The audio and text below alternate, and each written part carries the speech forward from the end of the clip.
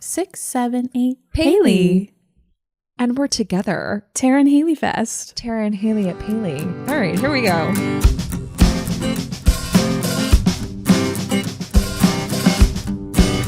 Hi, everybody. Welcome back to Gilmore to Say with Tara and Haley. I'm Tara. This is Haley. Hi, Haley. Hi, Tara. We are freshly back from PaleyFest. Not as freshly as we will be in this episode because we have, of course, recorded an episode immediately after we got home from PaleyFest. Full face of makeup in our robes in the hotel room. But we wanted to do a little intro. Now that we've come down from PaleyFest a little bit, it's been a few days. How do you feel?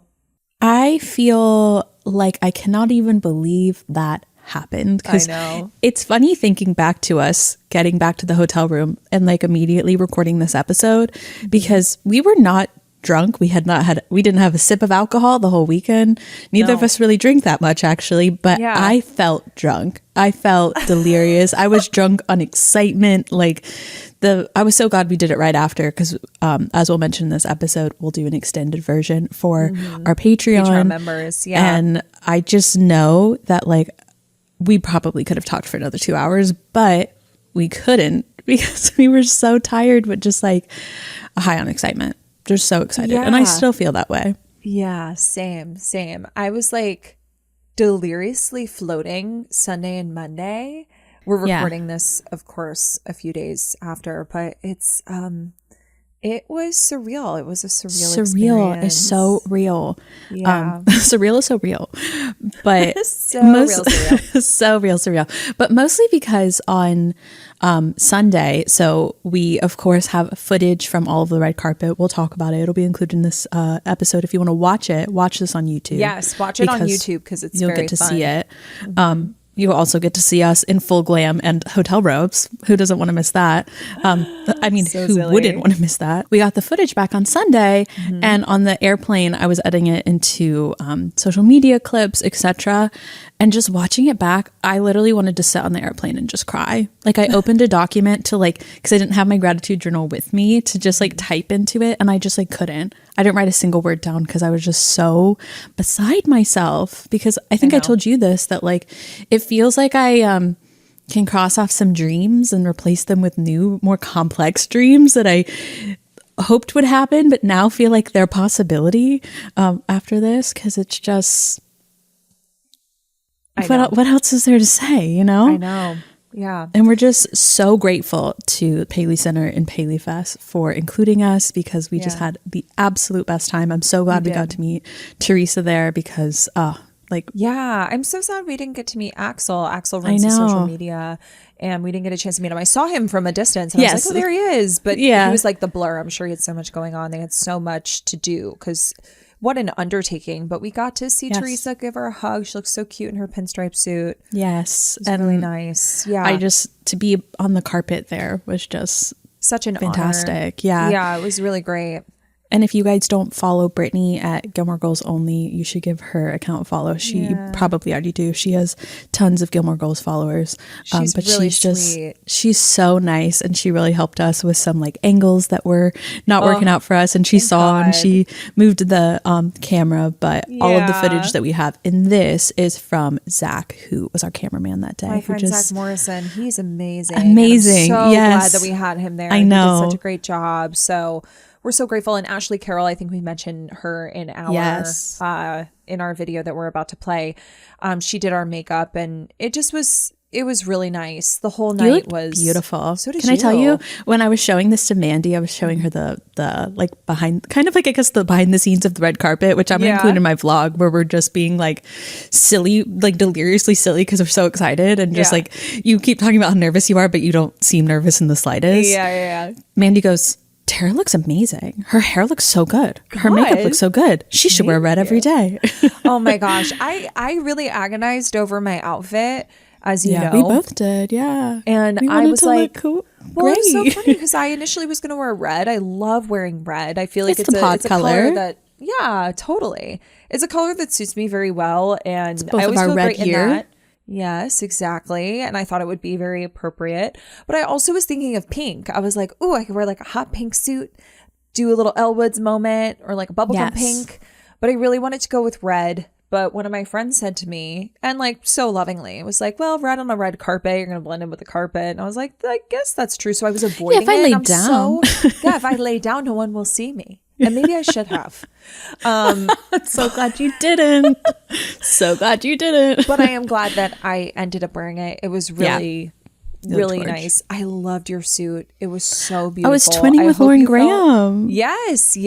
I hope you felt very beautiful in that suit. But my mom kept saying that she could see your mom in that suit as well. Like, and I could totally see Kathy wearing it. It could sound like an insult, but if you know my mom, she's very she's a very fashionable little lady. She's very fashion forward. Yeah. It's not like, oh, your mom should be your mom should wear that. Your mom. Like, it's not your mom joke. My mom was not Jeannie making was doing a your mom joke to my mom. She genuinely was like, oh, like I can see Haley's mom in that suit too, because my mom thinks your mom is just so beautiful. The first time she saw her, she was like, Haley's mom is so beautiful. And I was like, yeah, of course. Wait, did Jeannie say that she texted Kathy? Did she tell you that? She sent my mom this really nice text that was like, can you believe our girls? Also, you should wear Haley's outfit. Oh, she did? She told her that? Yeah. Oh my God, so funny. My mom read it to me and she loved it. Especially because it was my mom's birthday when she was sending this. So she just felt my mom love. Was like, did I see that right? Or is it Kathy's birthday today? And I was like, it is Kathy's birthday today. It's no surprise she sent her a message. So my mom was just like beaming with pride. She was very emotional. She told my mom she was crying all day. Yeah, which was really sweet. How did your mom feel? Because I know that your mom was like waiting with bated breath to see you get she off picked the me up from the airport because I flew into Orlando for her birthday. But she just wanted to hear me tell the story again and again. Yeah. It's really sweet. Which, speaking of, it was her birthday. And speaking of Lauren Graham, I was sitting at lunch for her birthday when you sent me a little screenshot that from one of our videos, none other than Lauren Graham started following us on Instagram. She did. And I reached over to my mom and I was like, look at this screenshot that Tara just sent me. And she looked at me. She goes, wait, everyone, quiet. Everyone, something just happened. Quiet. Like, she was like ready to announce it to the restaurant. I know. Just to our table. But she was like, she literally was, I was stunned, too stunned to speak. But my mom was like, I was shocked. I was not expecting that. I sent it to Brett and Brett literally said, I don't know how to comprehend what I'm looking at right now. I know. And I said, me too. It was really sweet. The reception has been really, really wonderful. Yeah. And overwhelming. And speaking of overwhelming, I have a friend, his name is Steve. He's like a second dad to me in a lot of ways. We work together at Cats. He's still there. He's actually about to retire and I'm so happy for him, but I'm also so sad. Turn him into a cat when he retires. Maybe. I don't know. It's the Michael Jackson show there now, so I don't know. I don't know about that. Anyway, maybe they'll turn him into a sparkly glove. You know? Maybe that's what happens. I don't know. Either way. So I went over there yesterday and I showed him the video, like some of the footage, and he just he got misty. He just stared at me and was like, that overwhelmed me. I'm so proud of you. And I was like, thank you. You know, like that's the thing, is that the experience was wonderful. The love we've received from all of you guys was really wonderful. We're so glad that, you know, it went the way that it did. But I'm not going to continue to talk about it as if you know what we're talking about, because of course you haven't heard the episode yet. Yes. So without further ado, please enjoy these very glammed girlies in their robes. Very different than us right now. Fresh off of the PaleyFest and In-N-Out Burger.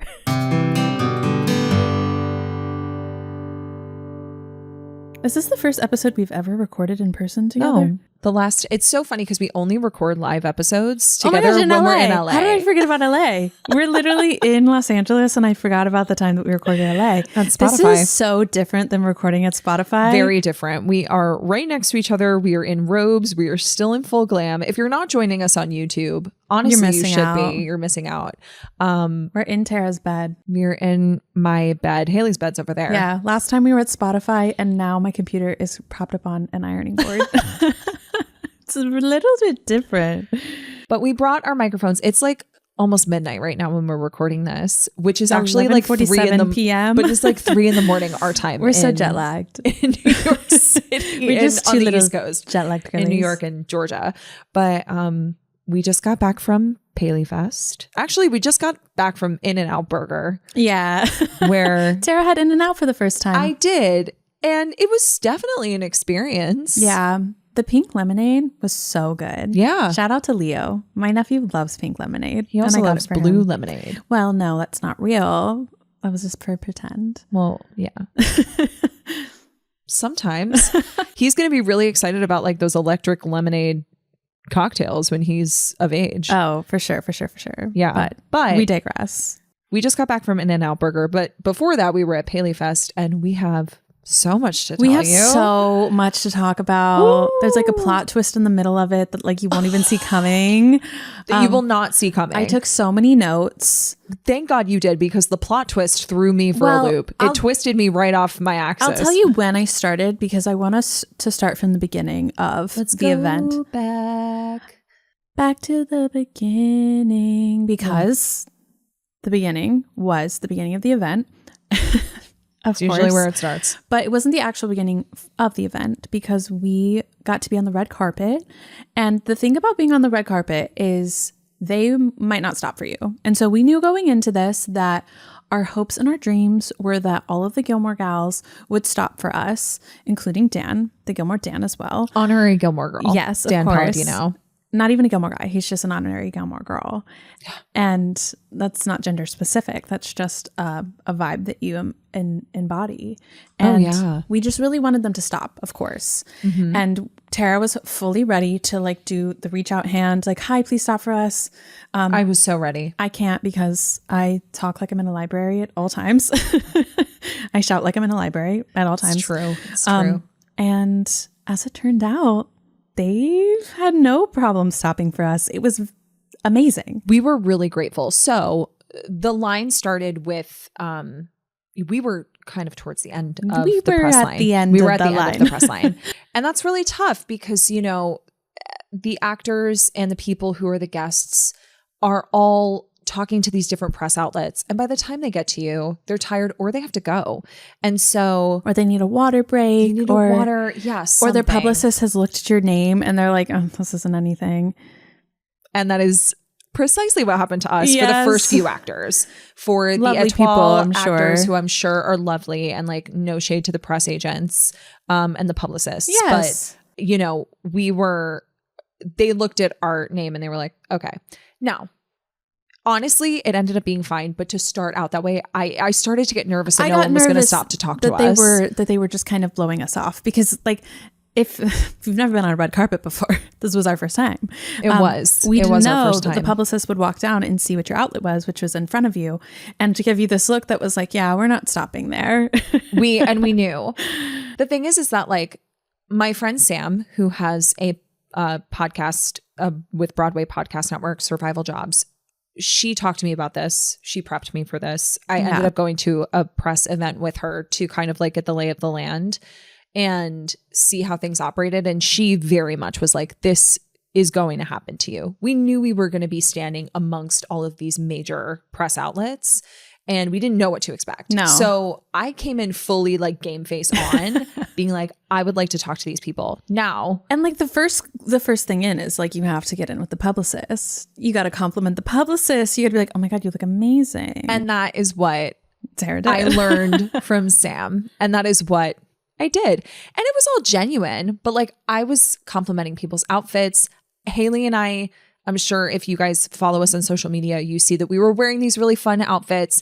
And part of that is tactical. Like we love looking great, but we also know that like standing out is very important. Yes. Like, and we love to bond with other women, especially over a cute look. A cute outfit. Yeah. Nothing bonds women more than cute outfits. Not to like jump the gun, but did you notice when like they were talking to like the various actors were talking to other outlets, they were looking at us when they were talking. Yeah. Did you notice that? Like, I did. Like we were their audience, and I was like, because we were watching, we were just like, yeah, we were just, because I also wanted to hear what other people were saying and what they were talking. I didn't want to ask the same questions. Yes. And I don't think there was a ton of crossover. Obviously, we wish we got more time with people. So the first person that we really got to talk to, well, actually was Gideon Glick. Oh my God. Who we weren't expecting to see. He looks so different in Etoile. In the trailer, if you've seen the trailer, he is the New York ballerina.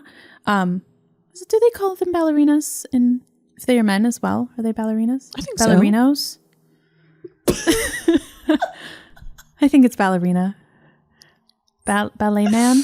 I don't ballerinos. I don't know anything about ballet culture. I'm so sorry to all the He's one of the New York dancers. He's one of the New York dancers. Screaming, not ballerinos. Ballerinos? Papa Pia. Papa Pia. But he's the New York one, and he's getting sent to France.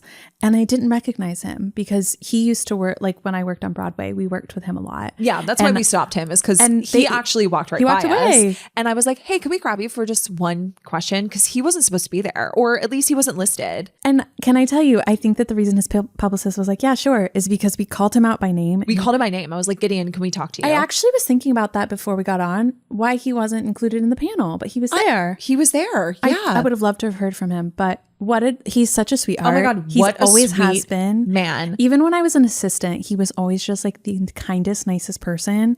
And like, love. This was like years ago. And so like, absolutely, he was not going to remember me, but he absolutely remembered the experience. Oh my God. Yeah. So we, of course, were like, so we're Broadway babies. He was like, oh, what are you into? Like, oh, like I'm amongst theater friends. And we were like, no, like we work on Broadway. Yeah. And he worked. He was so cute. And I just can't. Like realizing that was him, I was like, oh, I'm really excited to see him in Etoile. And it actually, like, it was so nice that was the first person we talked to. It was such an icebreaker. It was a really great icebreaker because, like, you're standing there, you see everybody, because, like we said, they're coming down the line. They're like coming down the carpet, and you see them getting their photos taken. You see, and you're like, the anticipation is it can like get your nerves are running up. But then it's very much like you see them, like we saw Charlotte and Lou, who were in Etoile, arrive, and we were like, oh my God, oh my God, oh my God. And then Alex Borstein arrived, and we were like, oh my God, oh my God. Kelly and then arrived. Amy and Dan arrived. And I was like, oh my God, this is like, I mean, it was just going. Once it started, it kept cranking out. And then we were like, oh my God, but who's going to come to us first? Yeah, because they were like popping around because one person is talking to one outlet, someone goes to the next one, they go backwards. Like you didn't really know who was going to be the first. Totally. Who was the first? Was it Alex? It was Alex Borstein. Well, so we were going to get Lou. We were going to get Charlotte ended up swiftly walking off the carpet after I think Us Weekly, which was a couple of people down from us. We became pals with shout out to Nicole. Oh my God, Nicole.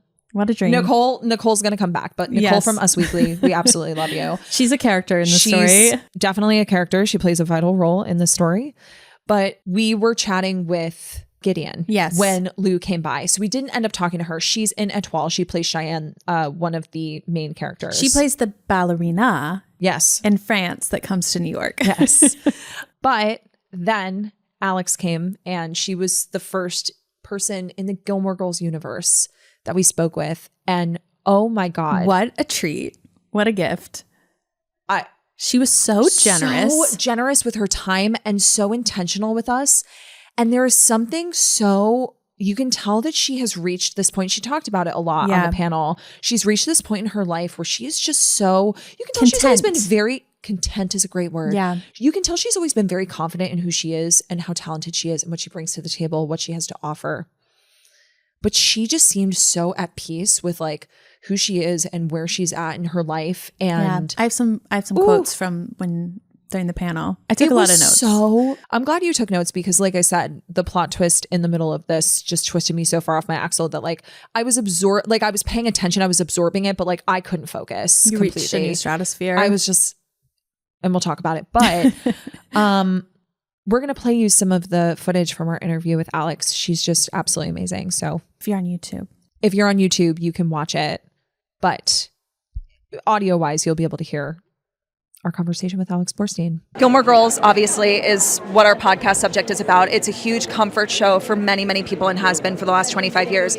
You were the original Suki St. James, as a lot of people have now discovered, because the unaired pilot has made its way to the internet. Yeah, I thought it was on like a DVD extra when they first released like a box set. I thought it was on there. I don't have it. I have the original one, but I don't have it. I think it is. Oh, I think it is. I'm not sure Melissa liked that. I don't know if that was like a weird thing, but it is. It's definitely interesting to see both takes on the character.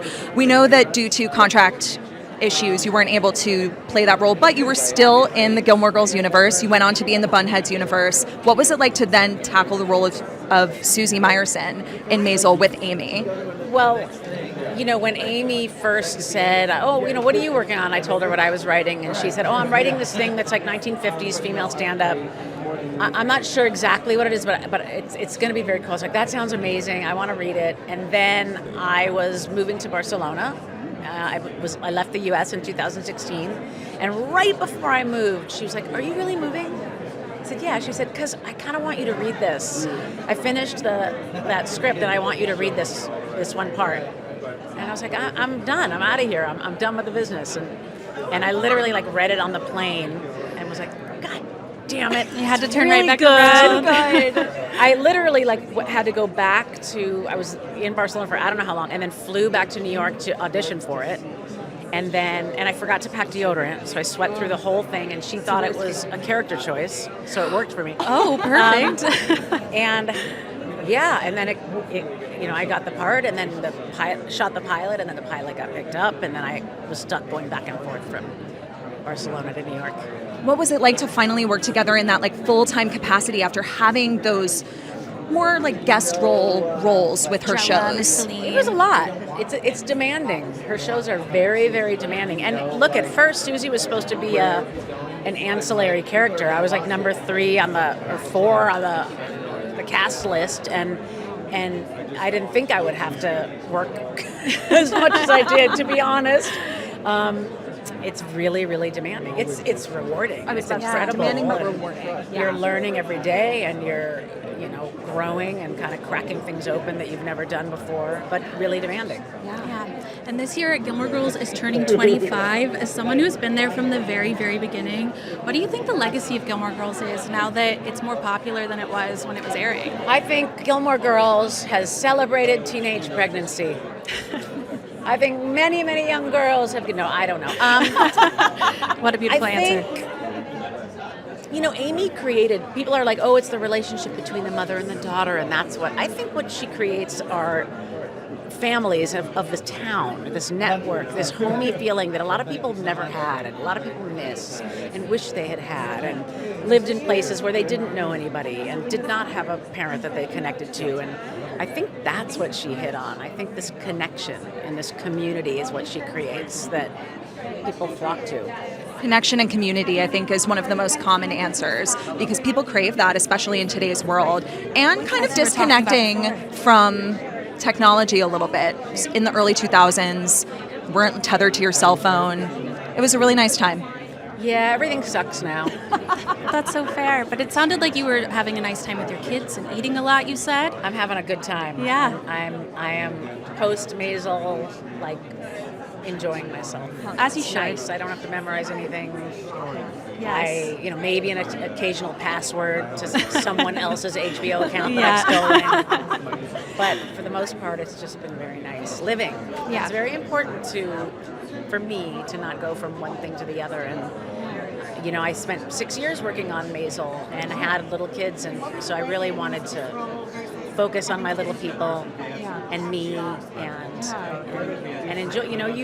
You're very lucky in this business to be paid well, but what is it for if you can't enjoy it or do anything? And I'm going to take my daughter on a summer trip and taking my son on a spring break trip, and that's what I'm most excited about. That's amazing. Well, thank you so much for talking to us. Enjoy the rest of your night. Can't wait to see you in there. Thank you. She's just such a badass. She's so cool. And again, very secure in who she is. And she was so generous with every person we saw. Yeah. And with us. And then every person beyond that. It was clear she was so happy to be there to talk about the work she's done with Amy. It's clear that the work that she's done with the Palladinos has had a really big impact on her. Yeah. And is a major part of her life. And there's something about her and also Amy that but more so Alex, is the character she plays can come across very harsh. And I think that sometimes people can conflate the person with the character. Yeah. Or she can come across that way, kind of seeming out of humor. On stage, she kind of came across as a little bit brash, but in person, because we were nervous to talk to her. We didn't know what she was going to be like. couldn't be nicer. I think that her and Amy both have this really like uncanny ability to know when to turn into like the earnestness of it, which I felt like on the red carpet, that's where they lived. They lived in the fact that we were asking them like sentimental questions, and they took it like exactly for what it was and were sweet, but were very funny. Oh yeah. And on stage, I feel like they didn't lean as far into that because they were putting on a show, but I think they recognized who they were talking to on the red carpet. Totally. Maybe not like with other news outlets, but definitely with us, because we were like, we're Gilmore to Say, a Gilmore Girls podcast. Guess what we talk about? Gilmore Girls. So I think that there was that like element of it that they knew, because like they knew that they weren't just talking to us, that they were talking to y'all as well, because we were of course going to share this with y'all. Oh, of course. So I think that like the way that landed, I was like, the fact that we started with Alex, who just was so generous with her time. Who poured a lot of, her, like, she just had such a softness to her. Yes. It was so refreshing. Yeah. And like, it's not that I was surprised that she was soft, but I've just seen her in other interviews where she is just like another version of her personality, that we like all have different facets of ourselves, but there was a brashness and a softness that existed. It's just an authenticness that like you can't replicate with Alex. She's very cool. And I see why she and Amy are as tight as they are, why she wrote the role of Susie for her, which we'll talk about later. So we talked to Alex first, and then we got Kelly Bishop. Oh my God, what a dream. Now, I just want to preface this by saying we got Kelly, and then she was pulled away for a photo, and we were told she's going to come back. She was going to come back. Plot twist. Unfortunately, she did not come back, but we were so happy that we got a moment with her. Yeah. Oh, so take a listen. Hi, Kelly. It's so wonderful to meet you. I'm Tara. This is Haley. Hi. We have a podcast called Gilmore to Say. It's a Gilmore Girls podcast.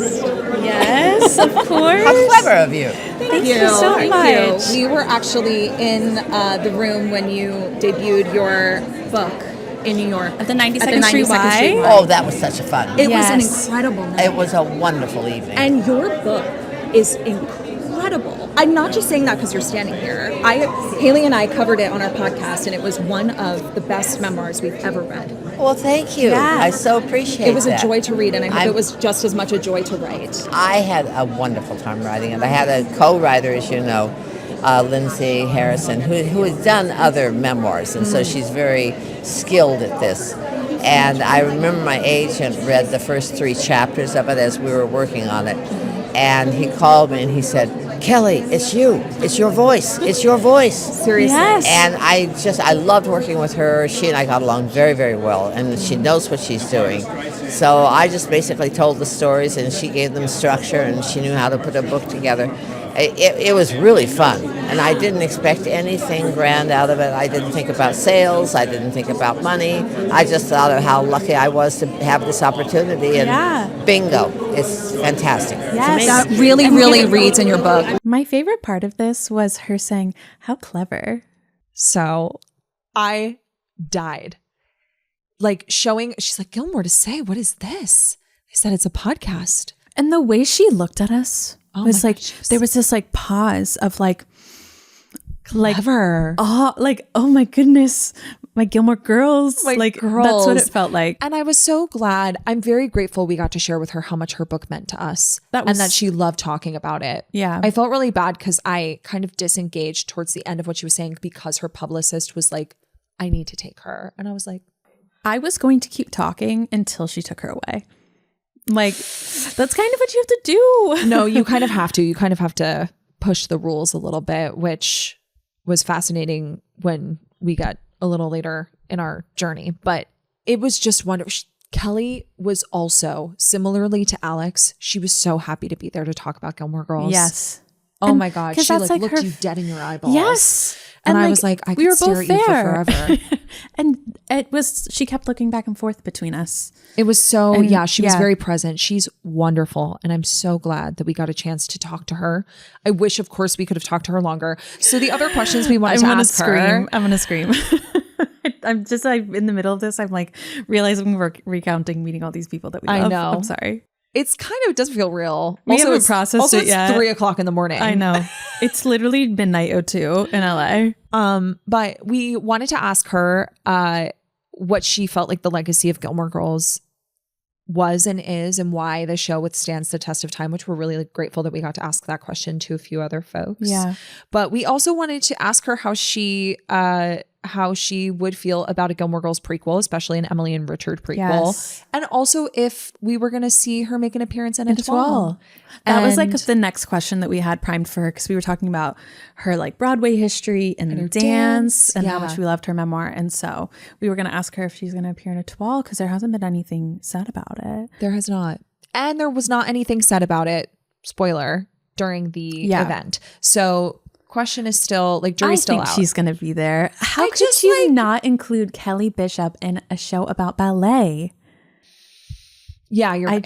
Come on. No, you're right. Especially given her history with being in all of Amy's universes. Yes, every single one. And also being in Bunheads and their connection over dance. Yes. Very special. She's gonna show up. So the next people that we got to talk to, Amy and Dan. I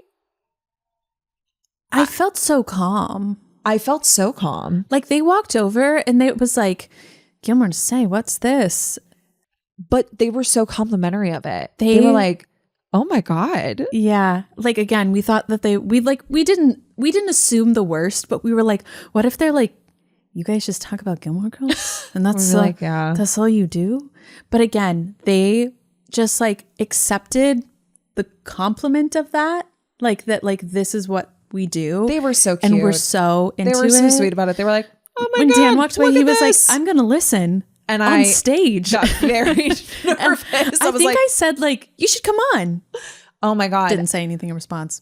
Oh, I didn't even hear you say that. I was about to say, I don't think anyone heard me say it. That's the thing, is that like, I kept wanting to be like, we would love to have you on the podcast. But here's the thing, is that by the time that we got to Amy and Dan, we were told one question. And I was like, we had several for both of them. We had so many, of course. And here's the thing, is that like, I feel for Dan because he had a hand in so much of what like Amy I said, has he built. Puts the Palladino in the Palladino universe. Yeah, the multiverse.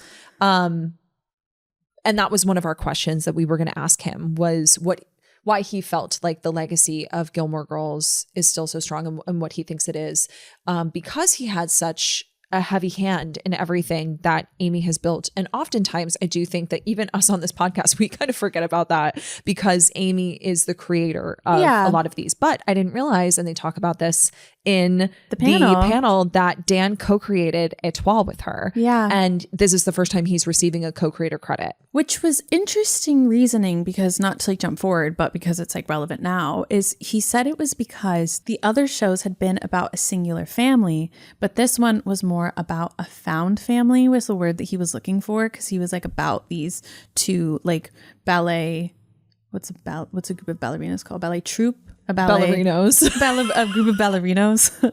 A ballerina. Ballerinos.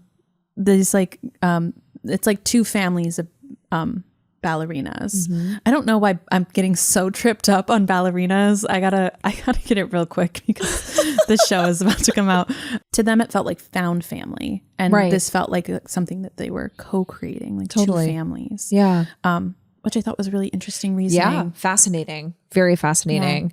Yeah. But I felt bad because we had questions prepared for Dan. We did. Of course, this was an event celebrating Amy, celebrating her mind, celebrating. But that was why we wanted to be like the Palladino part of this. Yeah, we wanted to be like, Dan, hi. That's you too.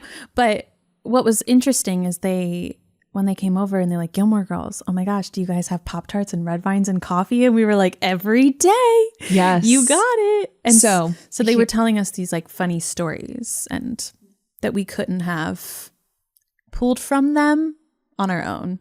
It was really nice because like we started a conversation before we asked the question. And so they started the conversation. Well, they kind of started the conversation, which was great. Again, very generous with their time. And I know everybody was on a time crunch because they wanted to start the event. It's just like, that's their job, because we would stand there and talk to them literally forever if we could. But before we dive into the other questions that we wanted to ask them, Here's our conversation with Amy and Dan. Gilmore to Say is a Gilmore Girls podcast. Yes. Gilmore to Say. Yeah. We talk only about Gilmore Girls. We talk about Gilmore Girls, if you can imagine. I love it. There must be coffee and red wines, I'm assuming. Yes. Absolutely. And Pop-Tarts. Yes. We've done a lot for the Pop-Tart community. You really have. They should really honestly pay you some commission. Remember they tried to get us to stop showing the box brands, Pop-Tarts. and saying brands. And I'm like, we've been saying it for 5 years. Yeah. What are you talking You're about? welcome, And it was Pop-Tarts. Like, Wanted we're to talking say about like Pop-Tarts. toaster pastries. It's like, no, we're saying it Pop-Tarts. No. And Yeah. then it was being repeated on either Up or ABC Family. Pop-Tarts bought out a lot of the advertising. Yeah. Because there's so many mentions Where's of our Pop-Tarts. thank you for that? Yeah. Where's our Where's cut? your cut? Absolutely. Well, congratulations on tonight. We're so happy to be here celebrating you and the multiverse that has come from your mind.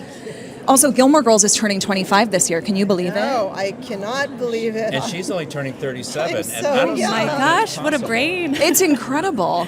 On behalf of a lot of the fans who listen to our podcast and watch your show, especially for comfort, it has been a joy to watch and watch and watch over and over and over again for the last 25 years. Why do you think this show has withstood the test of time?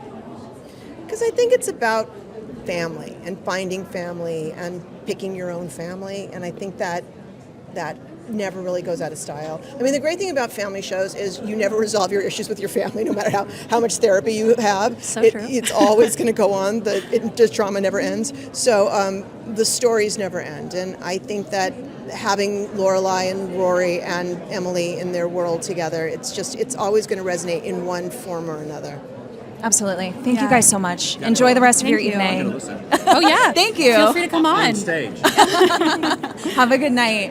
One of the questions that I was really dying to ask Amy that I know a lot of our listeners asked us to ask her. A lot of people want to know if there's going to be more Gilmore Girls. We feel like she gets that question all of the time. At least the revival question. The revival question of like, is there going to be another revival? Blah, blah, blah, blah, blah. For us, as we've talked about many times on this podcast, we would find it much more fascinating to see a Gilmore Girls prequel. We wanted the prequel question. And we really wanted to ask her that question. We were torn between asking her about the prequel and asking her about the legacy of Gilmore Girls and why the show has withstood the test of time. And we asked that question because we really said we were determined this year to ask everybody that we came into contact with about the show, what the legacy of Gilmore Girls is. And so I wanted to have that opportunity to have that moment with her and with Dan. Yeah. And so I'm glad that we got to ask that question. But I would have been really fascinated to hear her answer. I know. That was like the one thing that I was like, oh, everyone is going to ask her about the 25th anniversary, but like I wanted to hear it from her, like talking to us about it. But yeah, if we would have had like one more question with them, that would have been the one. Yeah. Because I wanted to ask a lot of them about it, admittedly. Like I would have loved to have heard Kelly's take on like what if we did a Richard and Emily prequel. Totally. But again, she got swept away. And like to be fair, I think it's like quite hard for someone like Kelly Bishop to walk on that line, to like talk to all of those outlets, be that intentional, be on her feet for that long. You know, yeah. I just feel like they tended to her very well. I feel They like. did. They and did. I was fine that if she needed to Me too. to depart Me too. or go to the panel rather, she didn't leave. Depart. But the other person that was very in high demand, of course, who came out next to last was Lauren Graham. Miss Lauren Graham. And we were very nervous we were not going to get an opportunity to talk to her because she was, of course, like a lot of news outlets. Everyone wanted press to talk to outlets her. wanted to talk to her. And Miss I'm Lorelai so Gilmore. grateful to her publicists for seeing our name and being like, she needs to talk to them. She literally like basically told everyone else, was like, No. you won't be speaking with Lauren. She has to move on because she's going to go to the Gilmore Girls outlets. And like the fact that they said that, I was beside myself. Yeah, I was actually really surprised and really grateful. I know. And so we got one question. They actually asked us to combine with Brittany. Yeah, from Gilmore Girls only. If y'all follow her on Instagram. But they recognize that we are social, yes, Yes. but podcast primarily. Brittany is more Social. social media. And so we were able to kind of split that up, which was great. And so here is what we got to ask Lauren. Hi, Lauren. How are you? So wonderful to meet you. Gilmore Girls is celebrating 25 years this year. Congratulations. It's a comfort show for a lot of us. That's why we host a podcast about it. Why do you think this show withstands the test of time? Because it's so comforting and because it's so smart. Because it's not just soft and sweet, it's also sharp and smart and sweet. So you can always kind of hear something new watching it again, and at a different age you relate to a different part of it, I think. And it's just a world where nothing really bad happens, which is very comforting. Yeah. Thank you so much. Enjoy. And I'm really glad that we were able to ask her about the legacy of Gilmore Girls. I wish she didn't feel so rushed through it. I could tell she felt very, because her publicists we're like, again, snap, like, snap, snap. Not their fault. They're doing their job. Yeah. But you could tell they were like rushing her through. And I felt really bad because I didn't want to put that pressure on her. But we did also want to ask her the prequel question. If she felt like there was a good person to do a prequel about within the Gilmore Girls universe. Who she would want it. Who it would be. Yeah.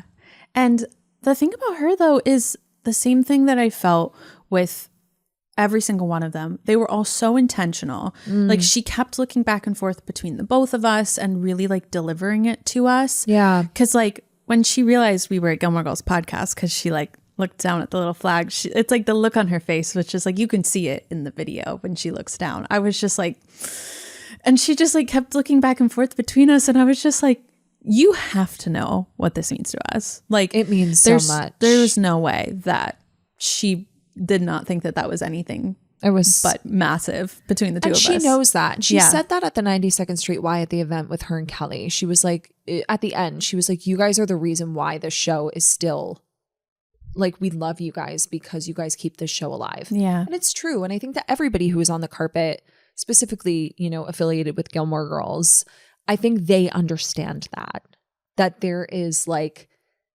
this show, and the reason it is so big. Maisel was huge. And I've said it so many times that like Maisel is a masterpiece.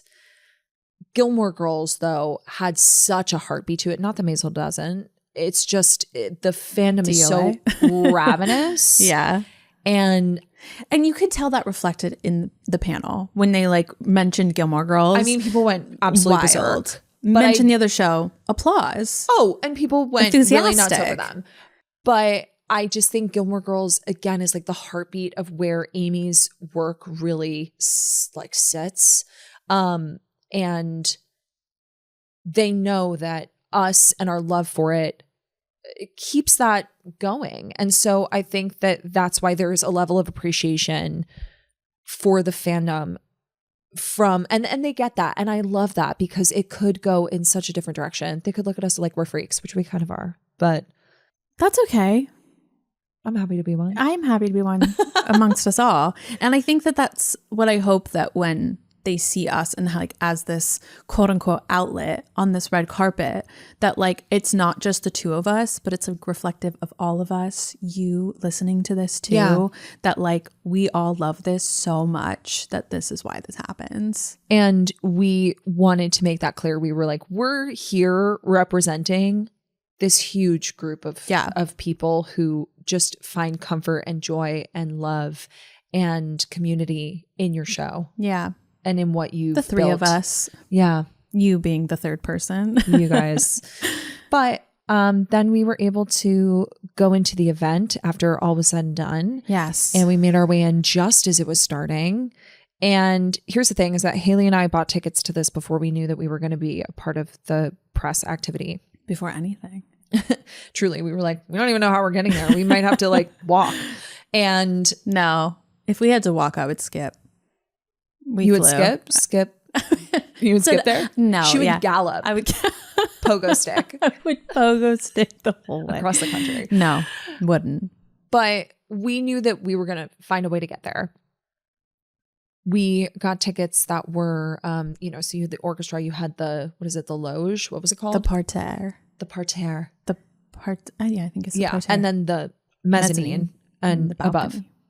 Balcony, yes, that's the word. It's 3 a.m. Anyway, we got our tickets that were supplied by the press and or by PaleyFest, and they were in the mezzanine. And our tickets that we had purchased were on the parterre. And so we were like, oh man, we'd given away one of our tickets to our editor. and her friend. And I was like, what do we do? Yeah.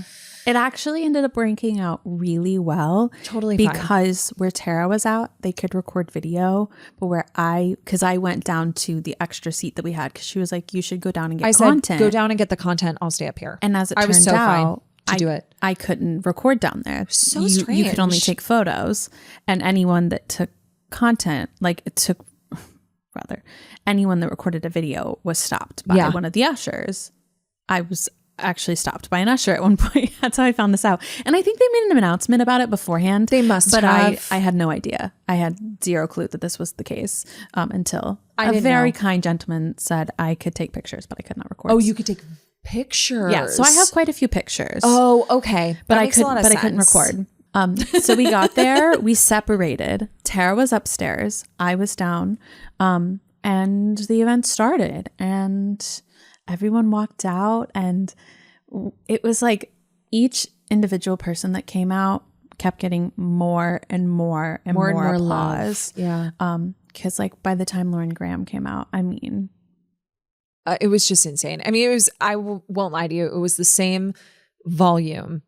It was the same decibel amount loud as 92nd Street Y. But that was a surprise. Yeah. At this 92nd Street Y. This So was imagine not. this Yeah. was, people were prepared. Yeah. But it was just. And if you don't know where this was held, it was the Dolby Theater where they host the Oscars. Yeah. It was really cool.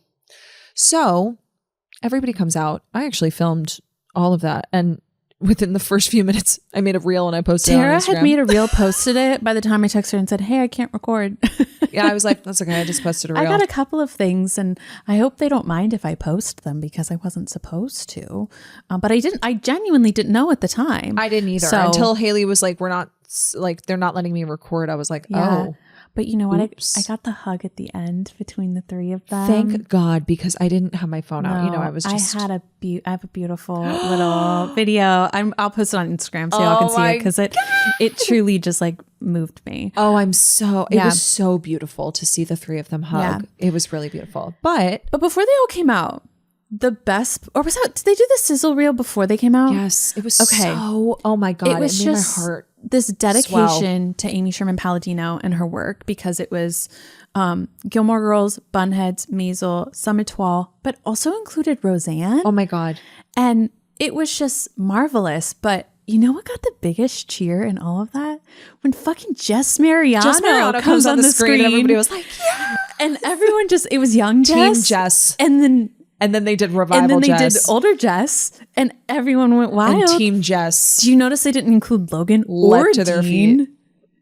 They know. They know exactly who to show. They know what they were doing. They knew exactly what they were doing. But I hope that they post that somewhere, because I think that they have to get consent from all of the actors to post it in full. The PaleyFest, because I know that sometimes they put them up on YouTube in like years past, but they do have to get consent from all of the actors to put it up in full. So I do wonder if they will include the sizzle reel that they called it. It was so gorgeous. I loved it. I cried. It was really, really beautiful. It was very nice. Yeah. And then everyone came out. Kelly did a little curtsy. She's so cute. Her little curtsy. What a little adorable darling. I love her. And then the event got started. But they went by everyone. They started off asking everyone what TV show really made them want to get into whatever their chosen craft was.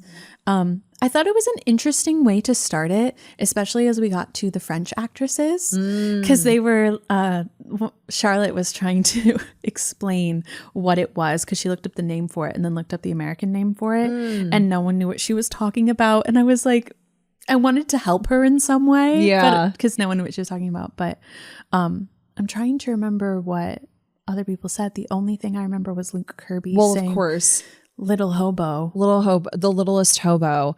And it was just so funny because it was a Canadian show about a dog. Yeah, but then they went to Alex and she was like, the biggest hobo. And the audience went nuts. She's so quick and so funny. She's so effortlessly funny. Yeah.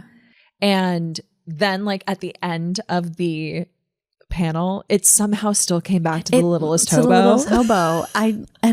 the thing was, is Luke Kirby talked about it for so long. I was like, no one else is going to be able to mention their TV shows. But also, I kind of want to find out what The Littlest Hobo is now. He told us to YouTube it. He was like, go home, YouTube it. You'll be up all night. I was like, little do you know, we'll be up all night talking about it. Exactly.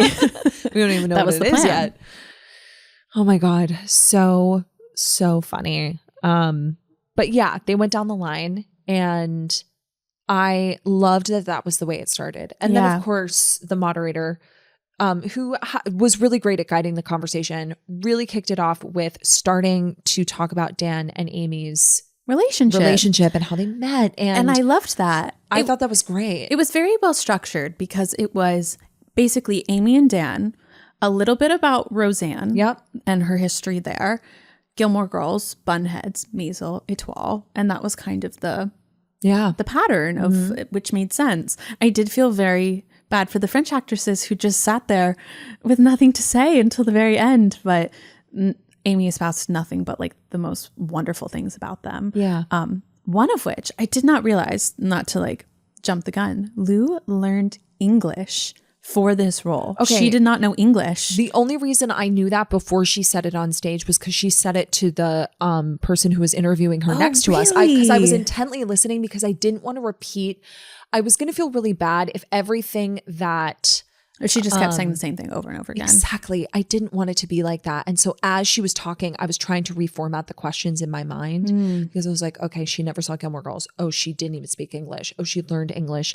Oh, doing this. Okay. Like she went to the callback, not knowing English. And so we actually didn't end up speaking to Lou because we were talking to Gideon. So it kind of worked out in our favor because I really do think we would have just asked her the same questions that people before us had been asking. So admittedly, I was okay with that. Not that I didn't want to talk to her.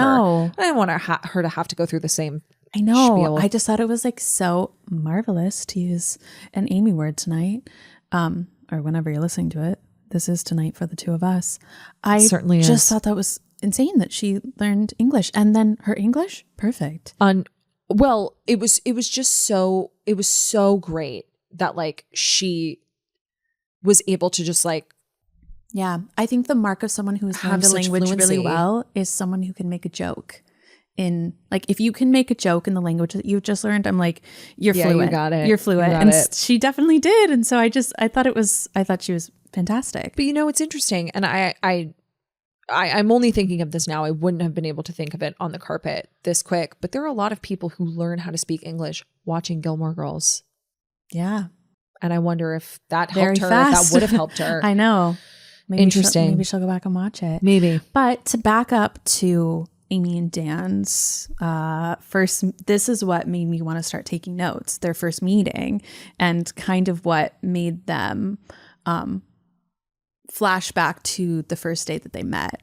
Because Amy, I think that we mentioned this in our Amy Sherman-Palladino episode when we did like our retrospect on her a couple of years ago now, that she had a writing partner that she was working on Roseanne with. And her writing partner knew Dan and said, oh my gosh, I'm going to set you up on a blind date with Amy, my writing partner. And he was like, I don't do blind dates. And so they were going to do like a little group lunch date where like they were all going to be there. And one of the first things that Dan remembers Amy saying was, I'm in hell. And he said, I knew she was the woman for me. I loved that. I thought that was so them. And when he said that, I was like, oh my gosh, I have to be taking notes because I am not going to remember a single one of these marvelous things that any of these people are saying. Yeah. I will overuse marvelous during this recording. I love that they said it. I love that they said it in her introduction. Yeah. Yeah. Marvelous. Yeah. Yes. I'm getting to that point where I was like, it's late. It's late o'clock. What are words? I'm trying to remember what else they discussed in regards to their relationship, but I think I was more like, one of the things I've always been interested in is how they write together. Because I was just about to say that. We're kind of jumping the gun because it was a question that was asked a little later on, or it was something that was discussed a little later on when it came to like the creative opportunities of Dan and Amy, kind of them having that together and the balance between their relationship, him now being a co-creator on Etoile. And they talked about their writing process. I was I loved it. I loved hearing about that because we've speculated a lot on our show. On how they do Especially it. a lot on Patreon when we see like a writing credit. And it was something that we asked Stan and Sheila when we talked to them Stan Zimmerman, Shola? Okay. Sheila Lawrence. That's a rat. Yeah. Oh, I wonder if she was there tonight. Oh, I wonder. I didn't even think to ask her. Should have reached out. Oh, or Stan. Oh man, didn't even think to ask her. When we had them on, we asked, how does one obtain a writing credit? What does that mean? What do you do? And how is that different? Because knowing that Amy and Dan especially have like their hands in it all, what does that look like? And so to hear Amy and Dan talk about the process and how they don't write together, they're like, we'd kill each other. We wouldn't have a marriage anymore. Yeah. They write separately and then they give each other the script. Well, they said it's different. Sometimes they'll write different scenes. Yep. Which immediately, like if you're on Patreon with us, there are so many times where like it's an Amy episode, and I was like, that was such a Dan thing. Like that was such a Dan moment. Totally. And so I'm sure that there are episodes that like they got the full writing credit that they still wrote in, but they'll write either scenes, give each other like divide it up that way and give scenes, or one of them will write the full script and then the other one will give notes on it. And it was kind of like those two ways that they both ended up with the credit, because I think they said the first 4 episodes of Etoile they wrote together. Wow. Which I'm very interested. I'm also interested to see if they directed them.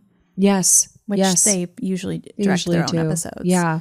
But the other part that I really liked was that when they were, I guess, after they got together until Gilmore Girls, they kind of traded off on who was working on what. Like one of them would kind of like focus on a project, another of them would pull back.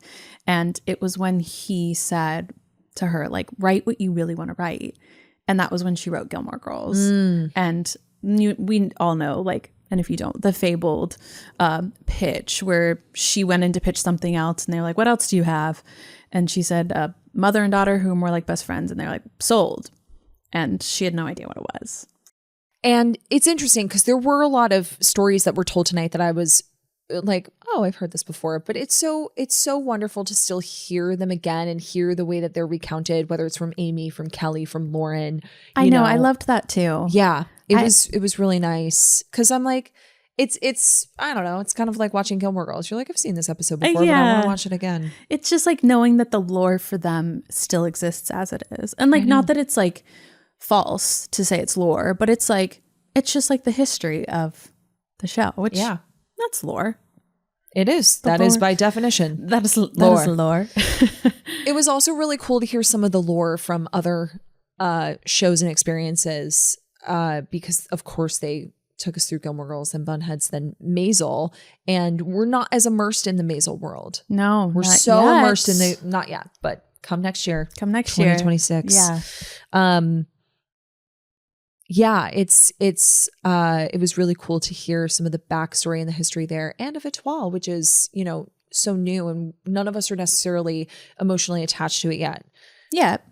But Amy did say, she was like, it has my heart, so please watch it. Yes, I actually really liked that she said that because the rest of the night she really was, I think on a stage she's less likely to be sentimental. They like tried to like get her to get there, but I think that was kind of the most sentimental thing that she had said. Yeah. Was that, wait, oh my gosh, we have to back up to the beginning. The part that I completely forgot about. We have to. Was in her mom was heckling her. Before they had even really said much, this was after the TV shows, her mom stands up and like, did you see this? So I could lean over and see her a little bit. I was like, Haley has the perfect view of this because she was sitting only a few rows ahead of you. Yeah. There was probably like 10 rows. And she would just stand up and was just shouting at Amy and no one could hear what she was saying. Not even Amy. She just was What was she yelling. saying? I can't remember what she was saying the whole time because she was talking for... This went on for like 2 minutes that she was like shouting at Amy. And Amy kept being like, Mom, no one can hear you. No one can hear you. And Dan was like, should we get security? Oh my God. And at some point he goes, my mother-in-law has spoken more than anyone else on this panel. But everyone kind of quieted down for a second. And she said, I hope this pays off. Because she was talking about how Amy went from Cats to like being a dancer to writing TV. And it was like her mom's like biggest disappointment. And she said, I hope this all works out for you. Mm-hmm. And I was like, I don't know what's going on. Her mom was wearing the most sequin sparkly jacket I've ever seen in my life. It was so Amy. Because Amy at the 2022 Emmy Awards, was like a little disco ball. A little disco ball. Yeah. And this was giving... It was giving disco ball puffer jacket. It was giving sporty disco ball. Yeah. But it was just... I was like, I love this like mother-daughter moment where she was like, bitch, sit down. It was sit so down. Funny. No one can hear you. It was so funny. It was hilarious. Yeah. No, I loved that. I loved that little moment. And that reminded me of Etoile because she said the difference, which I think a lot of people have wondered, of Bunheads versus Etoile, is that Bunheads is more about the kids' approach to dance versus like through their lens or through someone who's teaching them that lens. And Etoile is more about the professional dancer, the elite athletes of ballet. I don't know why ballet keeps tripping me up tonight. Like that's a really, I don't know. I feel like I can't talk. You will never live ballerinos down. I know. I feel like I've insulted the entire ballerina community, ballet community. I don't think so. My apologies to ballet in general. Thank you. Thank you for that. But they went through each show and kind of asked each of the actors kind of like their experience, like finding out about it or reading the script and that sort of thing. And I really loved Lauren and Kelly's responses to this because they were very similar. Lauren said it was like meeting a boyfriend. Like you kind of meet them and you just have that like moment where it just like everything fits. And she said, but it was a character. Yeah. Yeah. And then Kelly said it felt like coming home because it reminded her so much of her grandmother and her relationship with her own mother was Lorelai and Rory, which she talks about in her memoir. Yeah. But I just love hearing it in her own words there. And she said the most wonderful thing was like after she was cast in Gilmore Girls, it's been a little bit of heaven ever since. When she said that, it was so sweet. Yes. Everybody felt that in the room. Yeah. Yeah. And I think one of my favorite things between Amy and Lauren was when they were talking about the previous shows that she had been on, how the network and studio got to give notes on the script. And it was like, basically like you had to sit down, you had to get these notes, and then you had to change it based on what they wanted. But the way that Amy would write Gilmore Girls is she would write it the night before. And at 10 a.m., she would be in Lauren's trailer giving her the script to memorize for that day. And they shared this like hilarious laugh because they were like, and they weren't even awake then, so they couldn't give notes. And so she got this like weekly call every Tuesday about how disappointed that network it wasn't her. And one Tuesday, she finally stopped it by saying, you can either fire me or you can stop making these calls. And because they happened and for some reason, they didn't fire me. They didn't fire her. They just, thank God. And I just was like, she's a force. I know. And it was such an interesting insight into like the battle that she would have with the network and with the studio over this show, because every week they would call in and say they were disappointed in her. And she said, fire me. And they did not. And they did not. Thank God. And she said, then the pilot aired and they sent me flowers. Yeah, because I mean, she's so good at what she does. And I'm sure that sometimes it's frustrating when people have processes that go outside of the scope of what you're used to. Yeah. Especially with network execs. But like, she proved she knew exactly what she was doing. Yeah. And they still gave notes like once the show started, because something that got the biggest cheer was when she said that one of the suggestions or questions, they were like, why hasn't Rory had sex yet? And her answer was, she's in fucking high school and not everyone blows someone in a bathroom. I loved that. And everyone cheered and applauded. Mm-hmm. And Amy's response to that was like, yeah, cheer for no blowjobs in the bathroom. And it was just, they were wanting Rory to have sex more. And I just thought that was, they wanted Rory to have sex more and they wanted Lorelai to be more like a mom. Yeah. And she was like, that's not the show. That's not the show I sold. She's more like her friend. Which I really liked. And then Something I found funny was the moderator then complimented Amy for never leaning in to that quote unquote after school garbage where we would see the character kind of face the emotional consequences of something or like the judgment of it. But instead it was just presented very factually, because I kind of had a little bit of a laugh of it over it. Cause she was like, Paris had an affair with her professor. Rory slept with her married ex-boyfriend. And it's just like, you watch the show and you're like, that's me. And I wanted to be like, what have you been through? What has gone on in your life, my girl? Should I call my therapist and send her your way? Like, I was like, what is going on? But I understood what she was trying to say. I was going to say, she was more conveying the point that like... She was not expressing her history. No. I think she was more conveying the point that like, things happen, life moves. We all make mistakes. Everybody can connect to the show in some way because like Amy writes human beings. Yeah. She doesn't write after school specials. Yeah. Everybody makes mistakes. Everybody has those days. Yeah, it's true. Exactly. But I now have to move into the portion of the event where I lost full control of my body, because she then, after this compliment, was like, I don't really like to read think pieces. So the moderator moves to Alex, because Alex, of course, was also in Gilmore Girls. And Amy's like, she was the original Suki, etc. She starts talking about how this show has still withstood the test of time. It's had 500 million hours streamed on Netflix, more than Seinfeld. And I was like, wow. And Seinfeld's short. Yes, it's true. Well, I guess that makes sense that more Gilmore Girls would be streamed because it's longer. Yes. But you could watch Seinfeld faster. Fair. You could watch more Seinfeld. Actually, time passes the exact same. Girl math. Anyway, so... Girls who should learn math. So she says, now I don't usually like to quote think pieces. And in my mind, I kid you not, this moment happens. And I think to myself, wow, that would be so funny if she quoted the New York Times article that we contributed to. Thought. You did?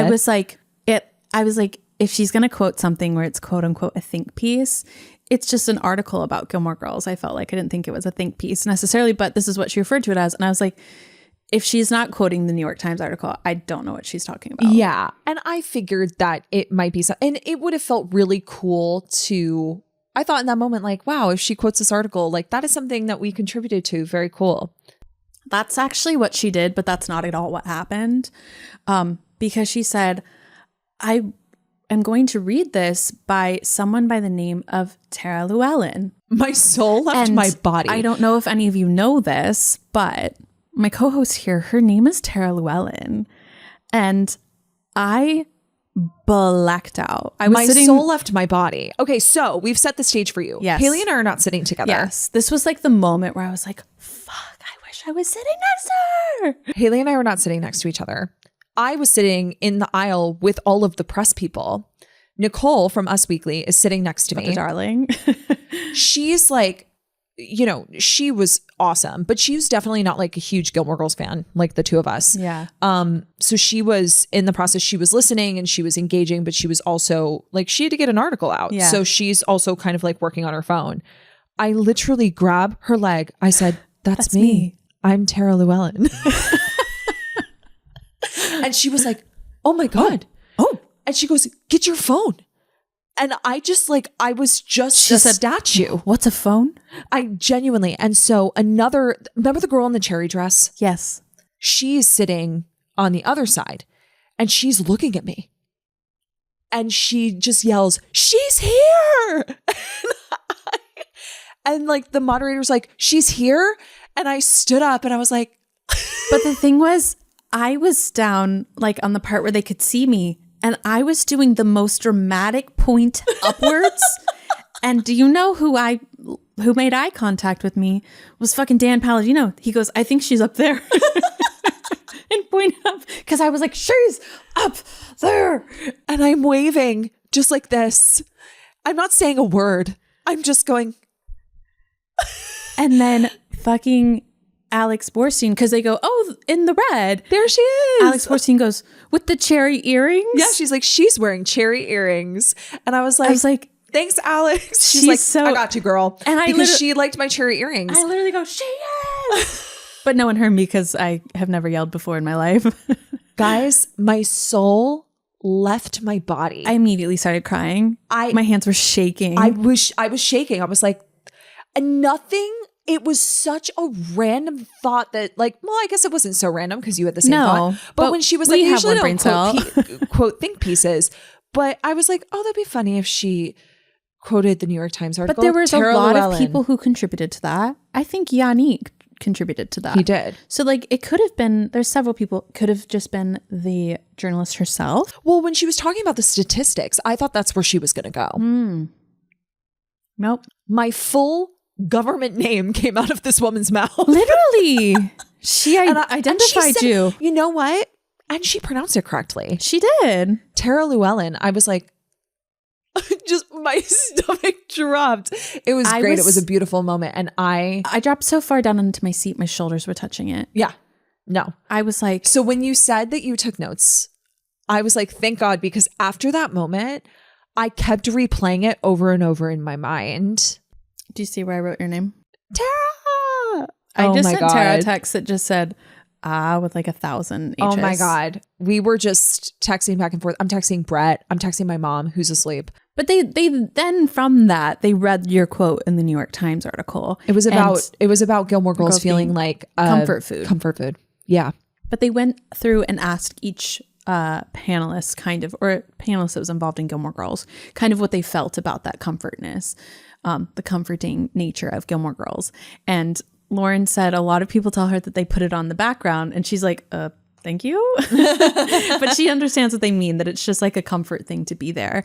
And Dan made the comment about a lot of people talk about how they use it as a means of healing, which made me think of Anne Hood's book, of the everything essay. They said after that. Yes, they were talking about, a lot of people who get sick and who are like in the hospital, etc. Put it on and watch it. And I thought of Anne Hood's book. Yeah, because there's an essay in there of his brother-in-law. One of the writer's brother-in-law watched Gilmore Girls as he near the end of his life. And not to make light of any of this, but as Dan was talking about this, he was like healing people with cancer. Amy goes, yeah, lots of cancer. When she said that, cancer, lots of cancer. That was kind of the moment I remember kind of locking back in and being like, I was like, but she also recognized what she had just said, because a couple of people there's like a little tittering about, and she was like, because she goes, cancer, lots of cancer. And I was like, I knew she meant that very much, like she was affirming to him, but just the way that it came across was not that she wasn't making light of it. It's just like the way that like was delivered was in such a way that made me laugh. Yeah, absolutely. And then they went into Bunheads, where they talked a lot about Kelly's relationship with Amy. Oh my God, y'all, it is 1 a.m. It's 1 a.m. I know her name. I've said it so many times. 4 a.m. our time. That jet lag really gets you. But they talked a great deal about that because Sutton wasn't there. Sutton was not there, but she did a video and we got to watch. It was very sweet. It was clear that she was invited. Yes. And they wanted to make her part of it. Like it wasn't like an exclusion of Bunheads, like the because a lot of people thought that it was. Yeah. A lot of people were like, well, they're excluding Bunheads. And I was like, it did seem like they were excluding Bunheads. But no, they talk a great deal about Kelly. They talk about Maisel and how like the impact of Gilmore within Maisel and Etoile. And we're going to save the rest of that for our Vicious Trollops episode for April, because there is so much more to talk about. And how all of those shows kind of all tie back to Gilmore. Yes. And so we're excited to break that down. But like we said, it is basically 4 o'clock in the morning for us, 1 o'clock LA time, 4 o'clock Eastern time. So I feel like if we were to talk about the rest of this, we would be here until 6 o'clock in the morning. Yes, 1000%. And I think that at the end of it all, of like the panel and everything, the thing that all of them kept coming back to, each show's little cohort that like overlapped the Venn diagram of them, is that each show felt like a family. Yes. And that they still feel that way. But what was interesting, as we mentioned in Amy's answer, or as Amy mentioned in her own answer, because we played that earlier, was that she felt like Gilmore Girls was about family. So there's like this reflective nature of like art and making the art that I really appreciated, that like even when we got to, which you'll hear us talk about Etoile, the thing that Lou said is like, it felt like a family. And like she didn't expect that. And I think that that was what I absolutely loved learning the most, is that everyone loved being there and we loved the work because it feels like our family. Yeah, Gilmore Girls feels like our family. There's nothing worse than loving a piece of media, art, etc., only to find out that like the underbelly of it is like not great. Twilight. They hated making those movies. Yeah, but to find out that something you love, something that has brought you so much joy, whether you've just discovered it or it's been with you for a really long time, that they also loved making it. I do think that that's part of it, right? Yeah. That's part of what makes it so magical. We'll talk about this in our Patreon episode, but the way that Rachel and Alex talked about Maisel, I wanted to cry because I know. I cried because Alex cried. Like they were both getting so emotional talking about the impact that it had on them. And it's because Amy creates worlds that are so deep and so thoughtful and so hilarious. And you want to live and exist in them, which is part of the reason why Gilmore Girls withstands the test of time and part of what Amy's answer was. And what a lot of people said, what Alex said, Lauren, etc. I feel like a lot of them felt that way. But I do want to end this by saying that after the panel, we were really lucky to meet some wonderful people, some of our listeners, but we actually got to meet Liz Torres, who plays Miss Patty. Oh my gosh, I forgot about that already. She was in the audience with Valerie Campbell. Yes, dear old Valerie. And I admittedly wanted to pull the camera out and be like, can you tell us what the legacy of Gilmore Girls is? But I didn't want to put her on the spot like that. I didn't want to do that, but we did get a picture with her, so we'll post that. She was just so sweet. What a lovely person, which I'm not surprised by. I'm so excited to show this to Brett. I told him, I said, I met Patricia LaCosta. No, oh my gosh, and Patricia LaCosta is his favorite. Did you tell her that? Of course I told her. I said, my partner and I are watching it for the first time. She goes, oh, men need to watch this show. And I said, yes, they do. And he loves it. And I said, he loves it. And let me tell you, Miss Patty's his favorite character. Oh my God. I said, I'm not just saying that because you're standing in front of me. He's going to die when I told you, when I tell him I met you. Oh my gosh. What a dream. Like, I feel like all of that from beginning to end was such a dream.